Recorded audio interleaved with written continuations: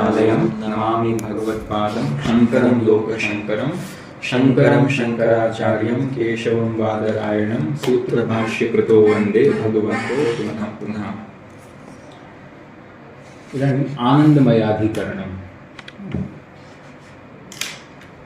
इदानीं पुनः अचेतन कारणवादं निराकृत्य प्रसंगात् यद् आगतम् अचेतन कारणवादं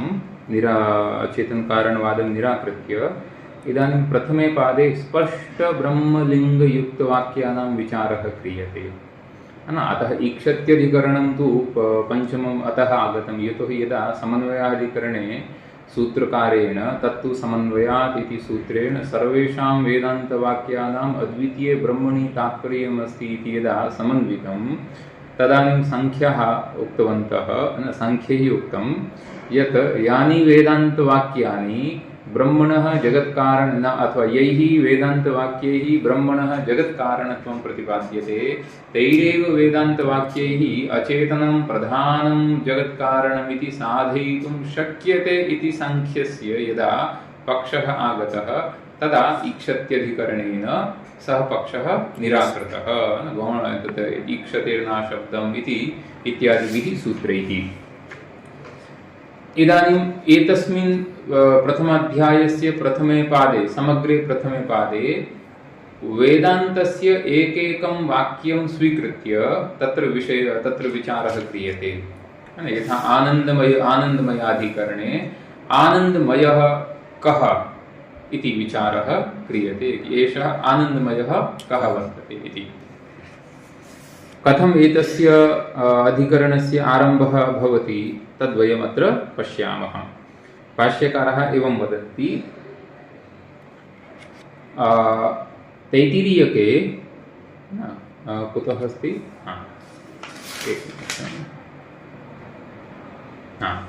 पश्यतु, जन्माद्यस्य यतः तदेव अस्ति किल, नमो नमः। जन्माद्यस्य यतः इत्यारभ्य, इदानीं भाष्यकारः अपि जानन्ति यद् द्वितीयं सत्रम् आरब्धं वर्तते, अतः मध्ये महान् विरामः जातः, परीक्षानन्तरं परीक्षातः पूर्वमपि महान् विरामः जातः, अतः छात्राः कदाचित् विस्मृताः स्युः, अतः भाष्यकारः पुनः स्मारयन्ति अस्माकं यात्रा कुतः आरब्धा। जन्माद्यस्य यतः इत्यारभ्य श्रुतत्वाच्च इत्येवम् अन्त्यैः सूत्रैः यान्युदाहृतानि वेदान्तवाक्यानि तेषाम् इत्युक्ते तेषां वेदान्तवाक्यानां तात्पर्यं कुत्र वर्तते तदुच्यते। सर्वज्ञः सर्वशक्तिरीश्वरो जगतो जन्मस्थितिलयकारणम् इत्येतस्य अर्थस्य प्रतिपादकत्वं न्यायपूर्वकं प्रतिपादितं, नाम युक्तिपूर्वकं प्रतिपादितम् अस्ति। जन्माद्यस्य अथातो ब्रह्मजिज्ञासा, ततः तु ब्रह्मजिज्ञासायाः आरम्भः, ततः परं जन्माद्यस्य यतः इत्यारभ्य श्रुतत्वाच्च इति इत्यन्तं यानि सूत्राणि सन्ति तैः सूत्रैः किं प्रतिपादितमस्ति कि एषः यः सर्वज्ञः सर्वशक्तिः ईश्वरः एव जगतः जन्मस्थितिलयकारणं न तु अचेतनं प्रधानम् इत्यस्य अर्थस्य प्रतिपादनं न्यायपूर्वकं विहितं वर्तते, युक्तिपूर्वकं विहितं वर्तते। अनन्तरं श्रुतत्वाच्च इति सूत्रात् यत् पूर्वतनं सूत्रमस्ति गतिसामान्यात्, गतिसामान्यात् तस्य सूत्रस्य कः अर्थः कि सर्वेपि वेदान्ताः चेतनकारणावगतिं प्रतिपादयन्ति। इत्युक्ते चेतनं सर्वेपि वेदान्ताः वदन्ति यत् चेतनं यद् वर्तते तदेव जगतः कारणमस्ति। कुत्रचित् तच्चेतनं ब्रह्मशब्देन निर्दिष्टं, कुत्रचित् अक्षरशब्देन निर्दिष्टं, कुत्रचित् भूतयोनिशब्देन निर्दिष्टं, कुत्रचित् सद्रूपेण निर्दिष्टं, किन्तु यत्किमपि जगत्कारणं निर्दिष्टं वर्तते सर्वेषु वेदान्तेषु तत् जगत्कारणं चेतनम् अस्ति, ब्रह्म चेतनम् अस्ति, नाम चेतनकारणावगतिः, चेतनकारणावगति इत्युक्ते जगत्कारणं चेतनम् अस्ति। महोदय ईश्वर वक्तुं न शक्यते? इदानीम् अत्र ईश्वरः किमर्थं वक्तव्यं? जगतः न गतिसामान्यात् इति सूत्रं किं प्रतिपादयति? तत्सूत्रं प्रतिपादयति ईश्वरः जगत्कारणमिति न प्रतिपादयति। यत्किमपि सर्वेषु वेदान्तेषु अथवा सर्वेपि वेदान्ताः चेतनं यदस्ति तदेव जगत्कारणम् अस्ति। इत्युक्ते सर्वेपि वेदान्ताः जगत्कारणं यदस्ति तद् चेतनं किञ्चित् अस्ति इति प्रतिपादयन्ति सर्वेपि वेदान्ताः। अत एव भाष्यकारः अत्र वदन्ति गतिसामान्योपन्यासेन गतिसामान्यात् इति सूत्रस्य उपन्यासेन च सर्वे वेदान्ताः चेतनकारणवादिनः जगतः यद् कारणमस्ति तद् कारणं चेतनमस्ति इति व्याख्यातं तेन सूत्रेण व्याख्यातं। अतः एतावद् यद् वक्तव्यमासीत् इत्युक्ते अथातो ब्रह्म जिज्ञासा तर्हि किं नाम तर्हि किं तद् ब्रह्म तर्हि जन्माद्यस्य यतः इति रूपेण तस्य ब्रह्मणः स्वरूपम् उक्तं भवति। अनन्तरं तद् ब्रह्म जगज्जन्मादि कारणम् अस्ति जगज्जन्मादि कारणत्वे ब्रह्मणः सर्वज्ञत्वं भवेत् यत् सर्वज्ञं भवति तदेव जगतः कारणं भवितुम् अर्हति। तर्हि ब्रह्म सर्वज्ञम् अस्ति इति समन्वय इति शास्त्रयोनित्वाधिकरणेन साधितम्। अनन्तरं मीमांसकानां पक्षः आगतः यत् येषु वेदान्तवाक्येषु क्रिया नास्ति अथवा इत्युक्ते ये वेदान्ताः क्रियावाचकाः न सन्ति ते अनर्थकाः सन्ति आम्नायस्य क्रियार्थत्वात् अनर्थक्यम् अतदर्थानाम् इति मीमांसकानां पक्षः आगतः। तर्हि अक्रियार्थत्वेपि वेदान्ताः व्यर्थाः न सन्ति ते सार्थकाः सन्ति स्वार्थं बोधयितुं शक्नुवन्ति इति समन्वयाधिकरणेन प्रतिपादितम्। अनन्तरं यैः वेदान्तवाक्यैः ब्रह्म जगत्कारणमस्ति इति प्रतिपाद्यते सांख्याः वदन्ति तैरेव वेदान्तवाक्यैः अस्माकम् अचेतनं प्रधानं जगत्कारणमस्ति इत्युक्ते तानि वेदान्तवाक्यानि अचेतनप्रधानकारणपक्षेपि योजयितुं शक्यन्ते। तर्हि तस्य निराकरणम् ईक्षत्यधिकरणे कृतं। सर्वं जातम्। इदानीं कः विचारः अवशिष्टः? किमपि अवशिष्यते वा? किमपि नावशिष्यते किल? इत्युक्ते अथातो ब्रह्मजिज्ञासा इत्युक्ते ब्रह्मजिज्ञासा भवितुम् अर्हति इति अध्यासभाष्यद्वारा साधितं। ब्रह्मणः लक्षणम् उक्तं तद् ब्रह्म सर्वज्ञमस्ति तदपि उक्तं वर्तते। ब्रह्म भिन्नं किमपि जगत्कारणं नास्ति तदपि साधितमस्ति। इदानीं किम् अवशिष्यते? किमपि अवशिष्यते? किमपि नावशिष्यते। अत एव भाष्यकारः वदन्ति अतः परस्य ग्रन्थस्य किमुत्थानमिति। अतः परस्य अतः इत्युक्ते अत्र एतस्मात् परस्य ग्रन्थस्य किमुत्थानम् इत्युक्ते उत्थानं किमर्थम्? इतः परस्य ग्रन्थस्य आरम्भः किमर्थम् इत्युक्ते ब्रह्मसूत्राख्यः एषः ग्रन्थः एतावदेव स्यात् इति कश्चित् पृच्छति।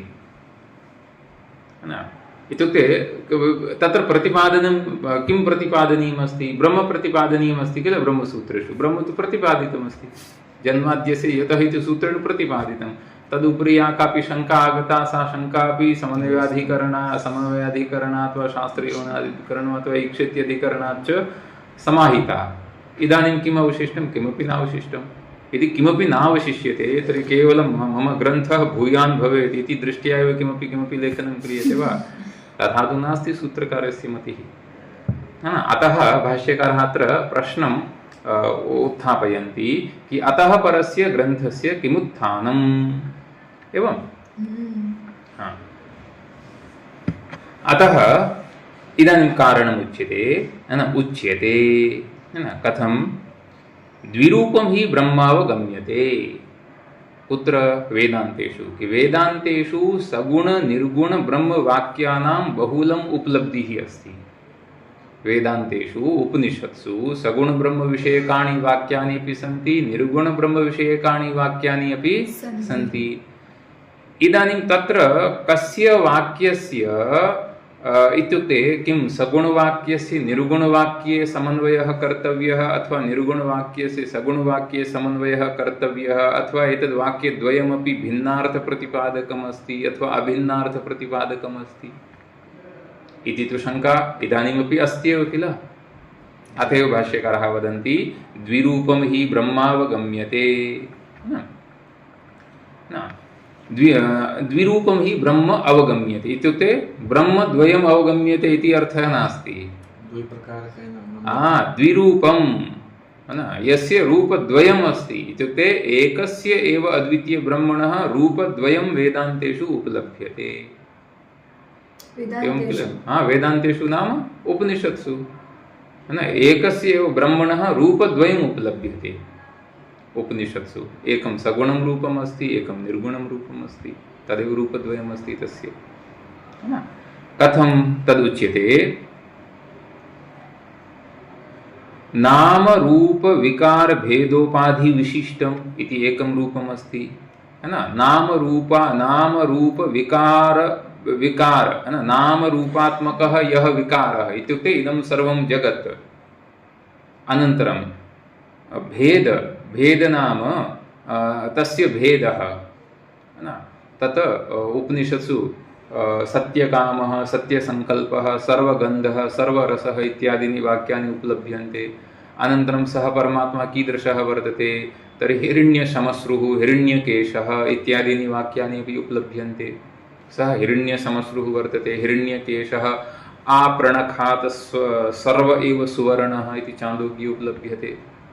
आपृणखात् इत्युक्ते शिरः आरभ्य पादस्य नखपर्यन्तं सर्वात्मना सुवर्णरूपः वर्तते, तेजोमयः सः वर्तते।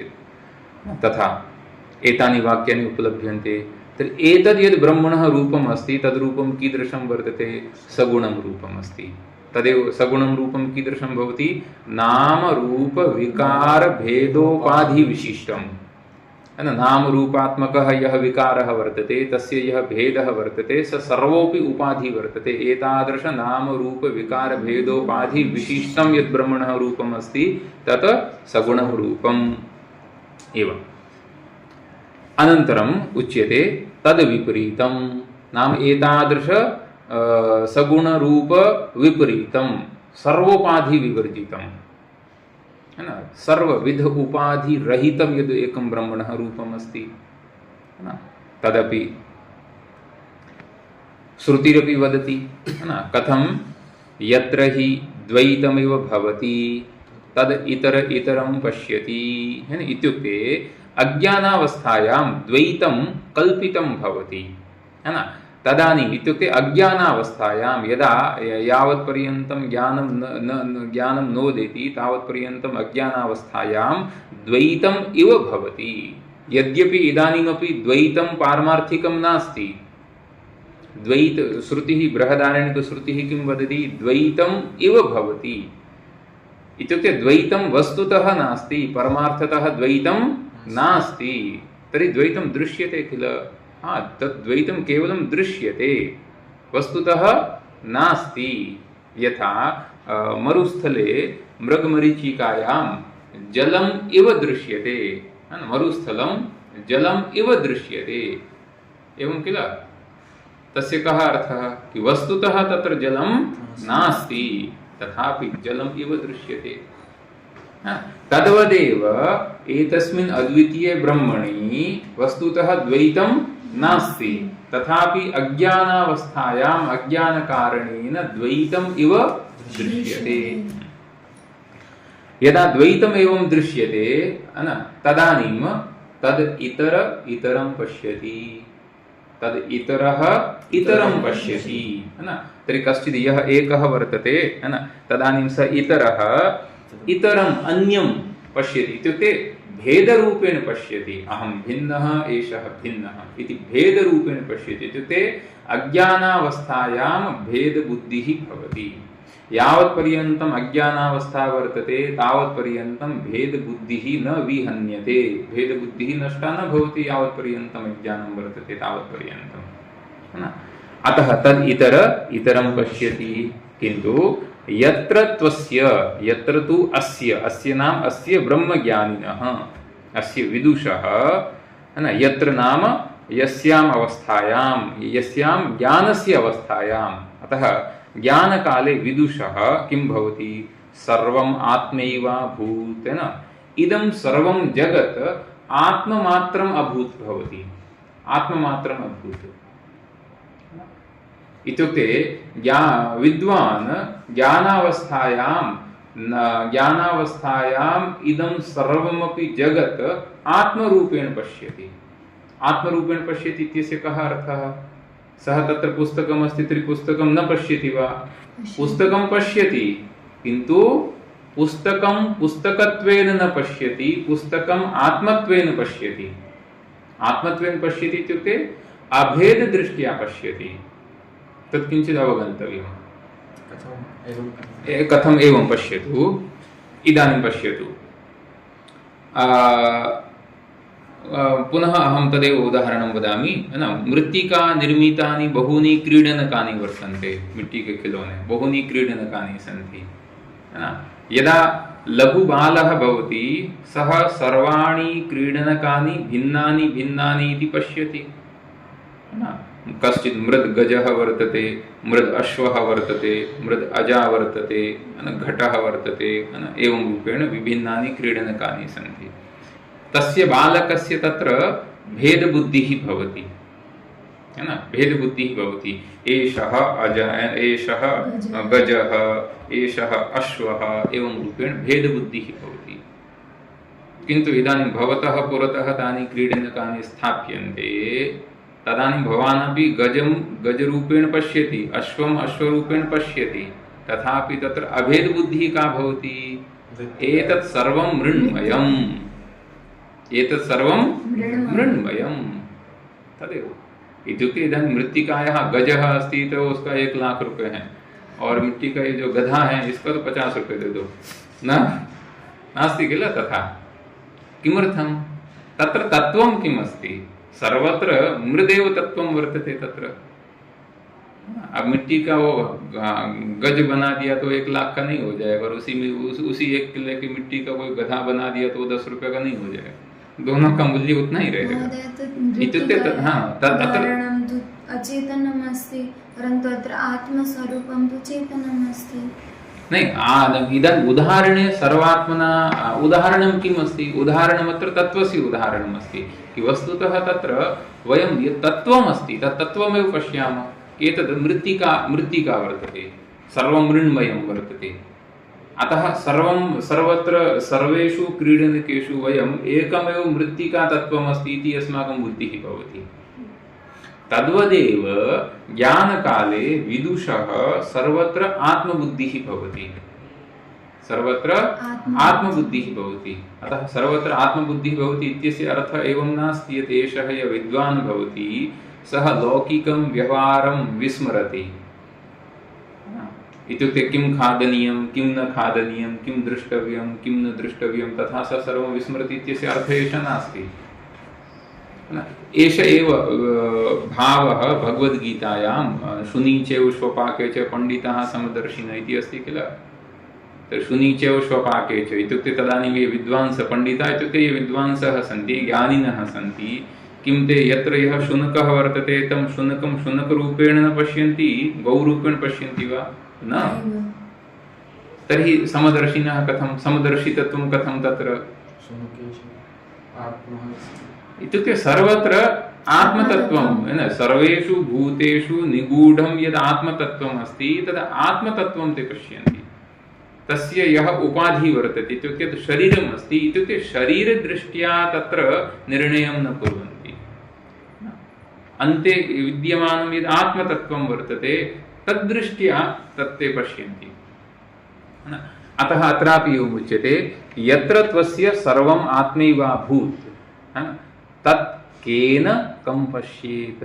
तर्हि एतादृश अद्वैतावस्थायां केन साधनेन कं पश्येत् इत्युक्ते यदा अन्यत् किमपि नास्ति तदानीं तत्र एषा क्रियापि न भवति। इत्युक्ते अहं पुस्तकं पश्यामि इत्युक्ते अहं पुस्तकं पश्यामि नाम अहं मद्भिन्नं पुस्तकं पश्यामि। एवं तो कदापि न भवति अहं पश्यामि, अहम् आत्मानम् अहं पश्यामि, तत्तु न भवति। अतः अद्वैतावस्थायां तु ज्ञानावस्थायां तु सर्वम् अद्वैतं भवति। अनन्तरम् एषा या अवस्था वर्तते सा एव उपनिषत्सु निरूपितापि वर्तते। एतादृशी या अद्वैतावस्था वर्तते तत्र उच्यते यत्र नान्यत् पश्यति कि एवं रूपेण यदा ज्ञानं भवति तदानीं यः विद्वान् भवति सः न अन्यत् पश्यति। अन्यत् इत्युक्ते आत्मव्यतिरिक्तं किमपि न पश्यति, न अन्यत् पश्यति, नान्यत् शृणोति, नान्यत् विजानाति, है ना। सः भूमा, भूमा इत्युक्ते ब्रह्म, स भूमा। अथ यत्र अन्यत् पश्यति, अन्यत् शृणोति, अन्यत् विजानाति तद् अल्पं, नाम तद् द्वैतम् अस्ति, तद् अल्पं वर्तते। यो वै भूमा तद् अमृतं, भूमा अमृतं वर्तते। यद् अल्पं तन्मृत्यं, तन्मर्त्यम् अनित्यम् अस्ति इति चान्दोग्ये अस्ति। अनन्तरम् उच्यते सर्वाणि रूपाणि विचित्य धीरो नामानि कृत्वा अभिवदन् यदास्ते, है ना। इदानीम् इत्युक्ते धीर सर्वाणि रूपाणि विचित्य धीरः इति पदस्य अर्थः वर्तते परमात्मा, है ना, परमात्मा। अतः धीरः सर्वाणि रूपाणि विचित्य नामानि कृत्वा अभिवदन् यदास्ते, इत्युक्ते धीरः नाम परमात्मा एव एतानि सर्वाणि रूपाणि विचित्य नाम सृष्ट्वा, अनन्तरम् आदौ रूपाणि सृष्टानि, अतः ततः परं नामानि च कृत्वा, है ना, इयं पृथ्वी, है ना, इदम् आकाशम्, इदं तेजः, है ना, अयं वायुः, एवं रूपेण सर्वं नामानि कृत्वा ततः परं किम् अकरोत् सः परमात्मा अभिवदन् यदास्ते कृत्वा स एव परमात्मा बुद्ध्यादो प्रविश्य जीवसंज्ञकः भूत्वा शरीरे वर्तते इति तैत्तिरीय आरण्यकं वदति। नाम एतस्य वाक्यस्य तात्पर्यं किं वर्तते कि एषः यः जीवः वर्तते, शरीरे यः जीवसंज्ञकः कश्चित् यः पदार्थः वर्तते, सः ब्रह्मसकाशात् अत्यन्तं भिन्नः नास्ति। इत्युक्ते एकमात्रम् अद्वितीयं ब्रह्मेव एतस्य संसारस्य रचनां कृत्वा, संसारे यानि तत्त्वानि अथवा ये पदार्थाः सन्ति तेषां पदार्थानां नामकरणं कृत्वा तदेव ब्रह्म जीवरूपेण शरीरे प्राविशत्, जीवरूपेण शरीरे प्राविशत्। अनन्तरं शरीरे सः बुद्धौ अथवा हृदये सः यदास्ते उपविष्टवान्, न हृदये अथवा बुद्धौ सः उपविष्टवान्। स परमात्मा एव परमात्मा एव शरीरे जीवभावं सम्प्राप्य जीवरूपेण सः प्राविशत्। अतएव तद् अस्ति किल, ईश्वरः सर्वभूतानां हृद्देशे अर्जुन तिष्ठति। हृद्देशे यः ईश्वरः वर्तते सः तिष्ठति। कथं तिष्ठति? जीवरूपेण तिष्ठति। इत्युक्ते शरीरे ईश्वरस्य यद् रूपम् अस्ति तद् जैवं रूपम् अस्ति, जीवसम्बन्धी रूपं, जैवं रूपम् इति उच्यते। अवगम्यते महोदय? परन्तु एवं कथम् अस्ति यद् आत्मा अस्ति तु विभुः अस्ति, सः तु विभुः अस्ति, परन्तु एवं फलभोगी तु जीवः वर्तते। आत्मा जीवात्मा इत्यपि उच्यते, परन्तु पृथक् कथम् अस्ति? जीवः आत्मा पृथक् कथम् अस्ति? जीवः अपि च आत्मा। आत्मशब्दः साधारणः अस्ति किल, आत्मशब्दस्तु साधारणः अस्ति। साधारण इत्युक्ते यस्य शब्दस्य एकाधिकप्रयोगः भवति सः शब्दः साधारणः भवति, है न। यथा अग्रे कुत्रचित् ब्रह्मसूत्रेषु अपि आगच्छति, है न, वैश्वानरः साधारणशब्दविशेषात् एतादृशं किमपि सूत्रमस्ति। इत्युक्ते वैश्वानरः, है न, सः वैश्वानरशब्दः अपि साधारणः वर्तते। अग्निविषयकः अपि वैश्वानरशब्दः वर्तते। अनन्तरं यागविषयकः अपि वैश्वानरशब्दः वर्तते। वैश्वानरे 12 कपालं निर्वपेत, है न। यागविषयकः अपि वर्तते, अग्निविषयकः अपि वर्तते, देवताविषयकः अपि वर्तते, वैश्वानर शब्द इत्युक्ते यः शब्दः एकाधिक अर्थेषु प्रयुज्यते सः शब्दः साधारणः भवति। यश्च शब्दः केवलम् एकस्मिन् अर्थे एव प्रयुज्यते सः शब्दः विशेषः भवति। अतः आत्मशब्दः साधारणः वर्तते। जीवेऽपि प्रयुज्यते, परमात्मनि अपि प्रयुज्यते। इदानीम् अत्र प्रवेशः इत्युक्ते केवलम् एवं यथा किं भवति, घटे जलस्य यथा प्रवेशः भवति तथा आत्मनः प्रवेशः न भवति। अत्र प्रवेशो नाम कथम् अवगन्तव्यं, यथा इदानीम् आकाशः सर्वत्र वर्तते, है न, आकाशः सर्वत्र अस्ति, है न, महाकाशः। इदानीं कश्चित् कुम्भकारः यदा घटं निर्माति तदानीं घटे घटाकाशः अस्ति। इदानीम् अस्माभिः कथं निरूपणीयं, यदि एतस्मिन् घटे एषः घटाकाशः कथं प्रविष्टः, यथा घटे घटाकाशः प्रविष्टः येन प्रकारेण येन रूपेण तद्वदेव ब्रह्मपि एषः ब्रह्म इत्युक्ते परमात्मा अपि शरीरे प्रविष्टः। अवगम्यते? घटे घटाकाशः कथं प्रविष्टः इत्युक्ते यथा जलम् इदानीम् अत्र अस्ति, एतस्मिन् पात्रे अस्ति, इदानीम् एतत् पात्रं वयं स्वीकृत्य नूतने घटे तद् स्थापयामः, तदानीं जलस्य प्रवेशः भवति। तथा एवं प्रवेशः परमात्मनः नास्ति शरीरे वा बुद्धो वा हृदये। नूतने घटे घटाकाशः कथं प्रविष्टः, तर्हि वस्तुतः एवं वक्तव्यं कि वस्तुतः न प्रविष्टः, वस्तुतः न प्रविष्टः। यदा कुम्भकारेण घटः निर्मितः तर्हि स्वतः एव महाकाशः घटाकाशरूपेण परिच्छिन्नतां प्राप्तवान्। इत्युक्ते महाकाश एव घटाकाशसंज्ञकः जातः। अवगम्यते? अत्र कुम्भकाररूपेण कः तिष्ठति? अत्र कुम्भकाररूपेण कः तिष्ठति? शरीरस्य निर्माणं कः करोति? कस्य? अत्र अस्मिन् उदाहरणे अत्र तदेव ब्रह्मैव।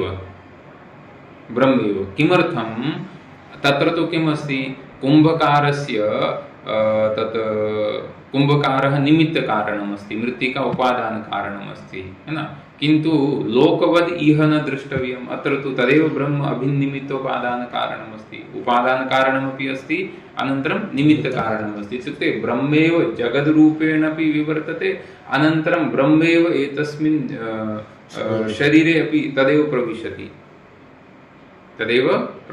अतः वस्तुतः किं वक्तव्यं, यत् घटाकाशः यत् नहीं, महाकाशः यथा घटाकाशरूपेण प्रतीयते, घटाकाशरूपेण प्रतीयते, तद्वदेव अयं परमात्मा इदं ब्रह्मपि जीवरूपेण प्रतीयते, जीवरूपेण आभासते। वस्तुतः नास्ति। वस्तुतः इत्युक्ते कः अर्थः? परमार्थतः नास्ति। वस्तुतः इत्यस्य इत्युक्ते व्यावहारिकरूपेण नास्ति इति अर्थः नास्ति, व्यावहारिकरूपेण तु अस्ति। वस्तुतः इत्युक्ते पारमार्थिकरूपेण एवं नास्ति। यथा मरुस्थले जलं प्रतीयते, वस्तुतः जलं नास्ति इत्युक्ते पारमार्थिकरूपेण तत्र जलं नास्ति। अवगम्यते? तथा अतः एवं अनन्तरं श्रुतिः अग्रे वदति कथं निष्कलं, निष्क्रियं, शान्तं, निर्वद्यं, निरञ्जनम्, अमृतस्य परं सेतुं, दग्धेन्धनम् इवानलम्। एवं अतः निष्कलं, निष्कलम् इत्युक्ते निर्गता कला, कला इत्युक्ते अंशः, निर्गता कला अंश यस्मात् तत् निष्कलम् इत्युक्ते ब्रह्म निर्गुणम् अस्ति। ब्रह्मणि एवं रूपेण यथा अस्माकं शरीरे अवयवाः सन्ति तद्वत् ब्रह्मणि अवयवाः न सन्ति। यथा अस्माकं शरीरं सावयवं वर्तते तदा तद्वत् ब्रह्म सावयवं नास्ति, अतः निष्कलं तत्। अनन्तरं निष्क्रियं, यतः ब्रह्म निष्कलं वर्तते नाम निरंशं वर्तते, अत एव निष्क्रियं वर्तते। यत्र यत् सांशं भवति तत् सक्रियं भवति। अत एव ब्रह्म तत् निष्क्रियं वर्तते। अनन्तरं कीदृशम् अस्ति? शान्तं। शान्तं नाम अपरिणामी। वस्तुतः तद् ब्रह्म शान्तं नाम अपरिणामी, न कोऽपि तत्र परिणामः वर्तते, अपरिणामी। निर्वद्यं न, निर्वद्यं नाम एतस्य शब्दस्य तु प्रयोगः आगच्छति किल, एतत् सर्वं निर्वद्यं, बन्धनरहितं, दोषरहितं, दोषरहितं। कुत्र आगच्छति? सूत्रस्य लक्षणं स्मर्यते? सूत्रस्य अल्पाक्षरम् असंदिग्धं सारवद् विश्वतो मुखम् अस्तोभम् अनवद्यं च। अनवद्यम् अथवा निर्वद्यम् एक एव अर्थः। अस्तोभम् अनवद्यं, निर्वद्यं। तद्ब्रह्म कीदृशं वर्तते? निर्वद्यं नाम रागादिदोष शून्यमस्ति, रागादिदोषरहितमस्ति। तत्र रागद्वेषः ब्रह्मणि नास्ति। महोदय, एवम् अत्र तु एवम् उच्यते यत् जगत् कारणं सर्वमपि ब्रह्म, तस्मिन्नेव अस्ति इति वक्तुं न शक्नुमः। किमस्ति? रागद्वेषादि ब्रह्मणि जगत् सर्वमपि कारणत्वं ब्रह्म अस्ति। न, जगतः कारणं ब्रह्म अस्ति, सर्वमपि तस्यैव विस्तारः इति उक्तम्। अस्तु, सर्वं तस्य विस्तारः। तर्हि तस्मिन् एवं प्रक्रियारूपेण किम् अस्ति, परिणामी अस्ति इति वक्तुं न शक्यते। ओके ओके, तद् इत्युक्ते इदानीं जगति तदानीं तु एवमपि वक्तव्यं। तर्हि एतादृशाः विषयाः बहुत्र आगताः सन्ति, बहुत्र विचारिताः अपि सन्ति।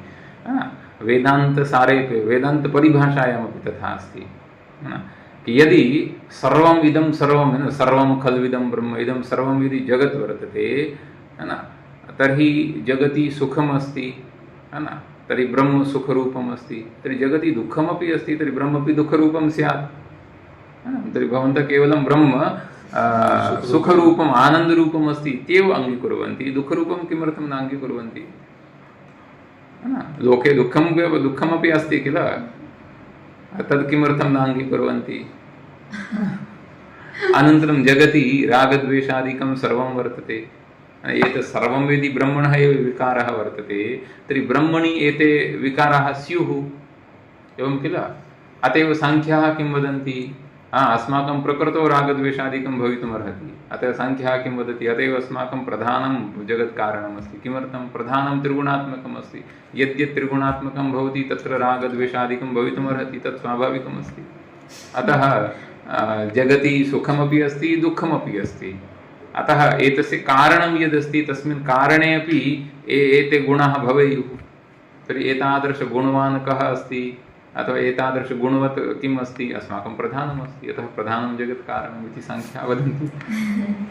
किन्तु अत्र एवं वक्तव्यम्। अस्तु, एकया युक्त्या एवं वक्तुं शक्यते। भवती यदि दर्पणे स्वीयं मुखं पश्यति, दर्पणे यदि किमपि मालिन्यमस्ति, तर्हि तद् मालिन्यं दर्पणगते मुखे दृश्यते।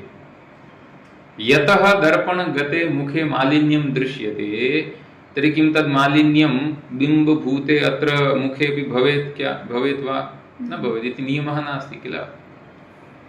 तद्वदेव इदं सर्वं रागद्वेषादिकं वर्तते। तद् त्रिगुणात्मिका इयं या माया वर्तते, मायारूपेण जगति एतत् सर्वम् अस्ति।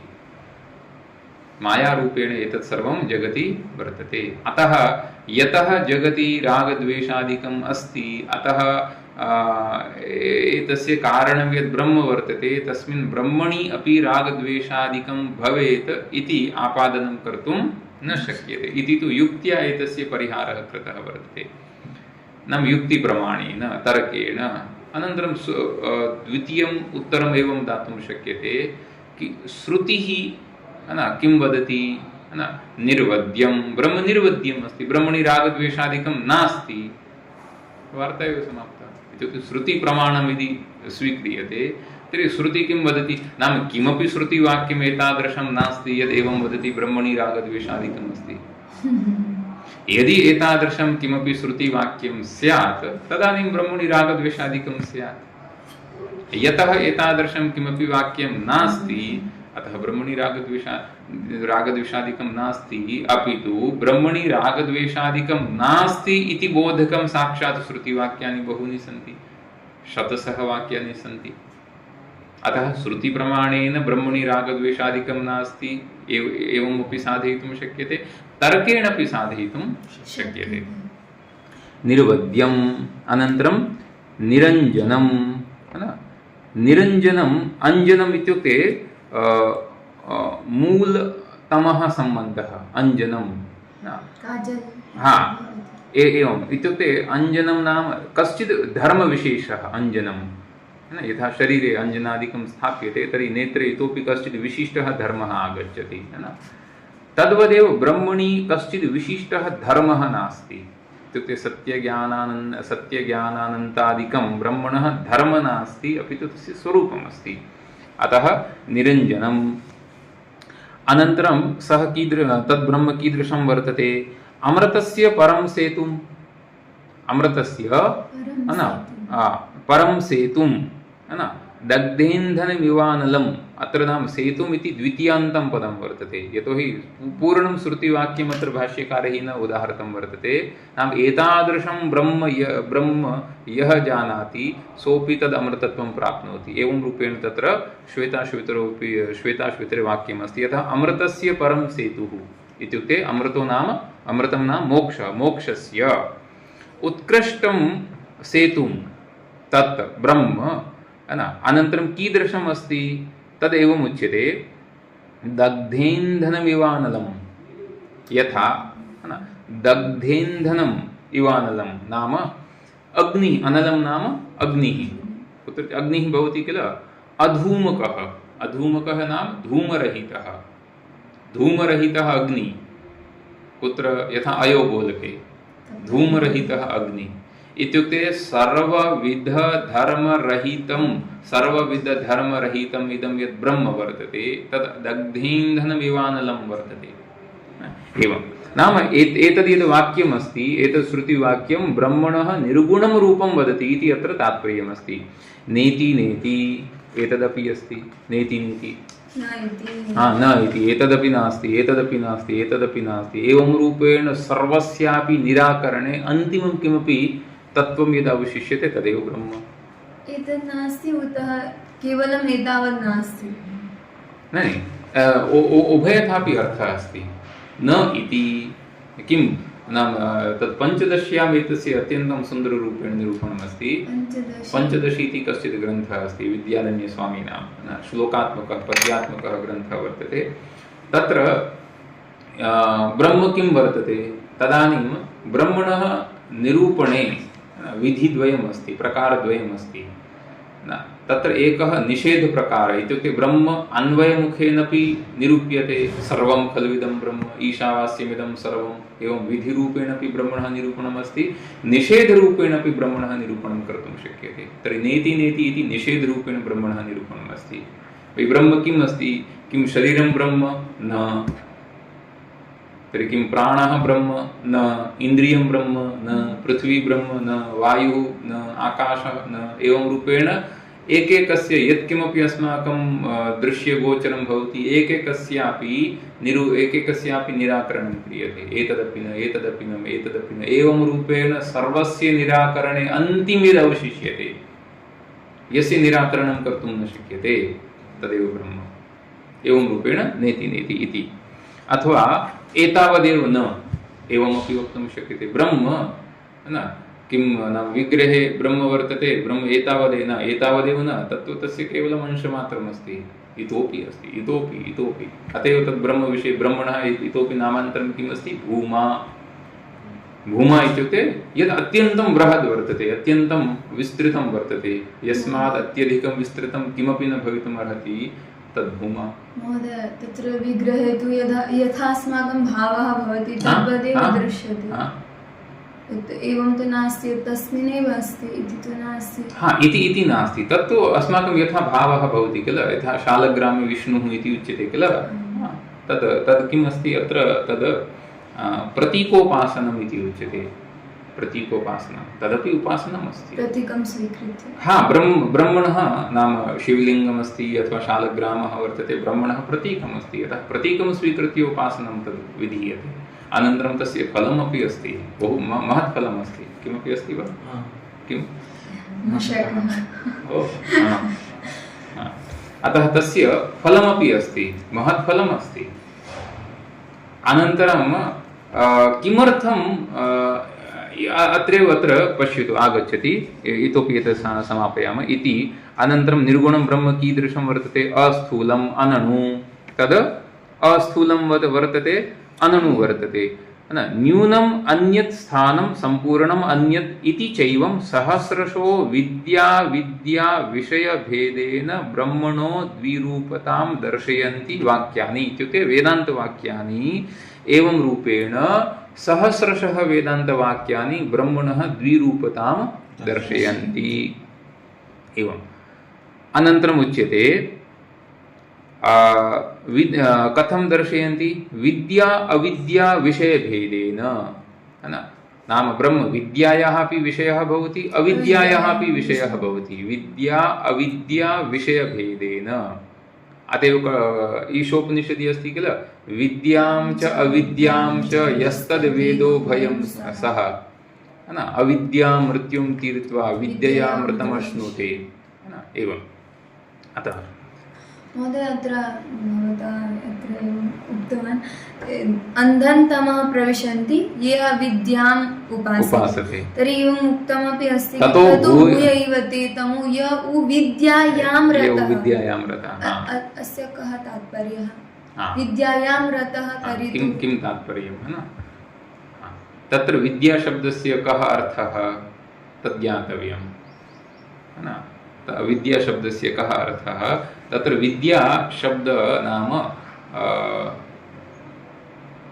ईशोपनिषदि अस्ति किल अतः विद्या शब्दः मन्ये तत्र केवल कर्म प्रतिपादिका या विद्या वर्तते कर्म प्रतिपादिका विद्या इत्युक्ते ज्योतिष्टोमेन स्वर्गकामो यजेत एतद् इत्युक्ते यः अविद्यायां रतः वर्तते सः तु अन्धं तमः प्रविशति एव किन्तु यः इत्युक्ते ज्ञानरहिते केवले कर्मणि यः रतः वर्तते सोऽपि अन्धं तमः प्रविशति अन्धं तमः प्रविशति नाम पुनर्जन्म एव प्राप्नोति जन्मपि दुःखं वर्तते एवं वक्तुं शक्यते यत् अहं जानामि कि एतत् समीचीनं नास्ति परन्तु तत् ज्ञानं केवलं वक्तव्यस्य अस्ति तर्हि मम व्यवहारे नास्ति इति अपि वक्तुं शक्यते एवं वक्तुं शक्यते किन्तु यदा एवं मन्त्राणां विचारः क्रियते दर्शनदृष्ट्या मन्त्राणां विचारः क्रियते तदानीं तत्र प्रायः कथाशैली नागच्छति अन्यथा तु कथायाम् एवमपि वदन्ति भगवान् इत्युक्ते भ इत्युक्ते भूमि ग इत्युक्ते गगनम् एवमपि केचन कुर्वन्ति तत्तु केवलं बालानां सुखबोधाय अन्यथा भगवान् इत्युक्ते पञ्च इमानि यानि तत्त्वानि सन्ति तान्येव भगवान् एवं किल केचन वदन्ति किल भ इत्युक्ते भूमि ग इत्युक्ते गगनं व इत्युक्ते वायु अनन्तरम् आ इत्युक्ते अनलं न इत्युक्ते नभ एवं किमपि कुर्वन्ति अतः भगवान् इत्युक्ते इमानि पञ्चतत्त्वानि एव भवन्ति कथं संस्कृत इत्युक्ते भगवान् इति शब्दे कः धातुः वर्तते धातोः कः अर्थः वर्तते तथा अस्माभिः एवं कथायां जनानां पुरतः एवं वक्तुं शक्यते जनाः एवं प्रसन्नाः भवन्ति बहु सम्यक् पश्यतु अतएव भगवान् किन्तु शास्त्रे एवं वक्तुं न शक्यते शास्त्रात् निरूपणे एवं न वक्तुं न शक्यते अतः तत्र विद्या इत्युक्ते केवलं ज्ञानम् अस्ति किन्तु तस्य व्यवहारे यदि प्रयोगं न करोति अतः तत्र विद्यावाचकः शब्दः तथा शास्त्रार्थे एवं वक्तुं न शक्यते शास्त्रार्थे तु एकस्यापि शब्दस्य अर्थः अस्माभिः यदि यथा क्रियते तर्हि पूर्वापरसन्दर्भस्य पर्यालोचनं कृत्वा अर्थः करणीयः भवति तत्र परा अपरा विद्या कर्तुं शक्यते परा अपरा विद्या कर्तुं शक्यते किन्तु तत्र विद्या शब्दस्य केवलं देवतोद्देशविषयकं यत् कर्म वर्तते तदेव अस्ति। तदेव देवतोद्देशविषयकं यत् कर्म वर्तते तदेव तत्र विद्याशब्दस्य अर्थः वर्तते। यतोहि तेनापि सः स्वर्गलोके चन्द्रलोके इत्यादि लोकान्तरगतिः लोकान्तरप्राप्तिः तस्य भवति, किन्तु तथापि पुनः क्षीणे पुण्ये मर्त्यलोकं विशन्ति, पुनः तस्य जन्म तु भवत्येव। जन्म इत्युक्ते पुनः तदेव दुःखमस्ति। अस्तु, अतः द्विरूपतां वाक्यानि दर्शयन्ति। अस्तु, एतावदेव भवति। श्रुतिस्मृतिपुराणानाम् आलयं करुणालयं नमामि भगवत्पादं शङ्करं लोकशङ्करं शङ्करं शङ्कराचार्यं केशवं बादरायणं सूत्रभाष्यकृतो वन्दे भगवन्तो पुनः।